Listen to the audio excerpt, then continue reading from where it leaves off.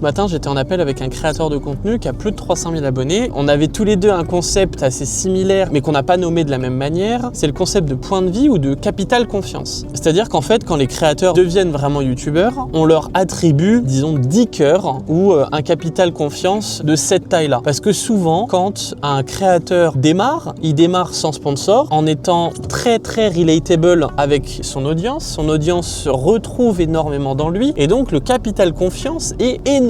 Et donc le nombre de points de vie est énorme. Et on s'est rendu compte qu'il y en a qui essayaient de garder ce capital sympathie et de faire des efforts pour vivre de leur création de contenu, mais pas forcément aux dépens de leur audience. Et qui avaient une autre typologie de créateurs qui vendaient des sponsorings qui n'avaient aucun sens, où ils promotaient des produits qu'ils n'avaient jamais utilisés ou alors qu'ils n'appréciaient pas du tout juste pour le montant d'argent du sponsoring. Et le problème de ça, c'est que vu qu'il y a des créateurs qui l'ont fait, il y a beaucoup d'audience qui se méfient et qui du coup crèvent des cœurs ou retirent du capital confiance aux créateurs qui font du sponsoring. Et ça, c'est pas un truc qu'il voulait faire et donc il essayait de voir s'il y avait un chemin pour sponsoriser sa chaîne de manière cohérente et en même temps ne pas cramer le capital sympathie ou la barre de cœur qui lui avait été attribuée grâce aux années de contenu qu'il a créé en donnant beaucoup de valeur gratuitement sans jamais sponsoriser sa chaîne.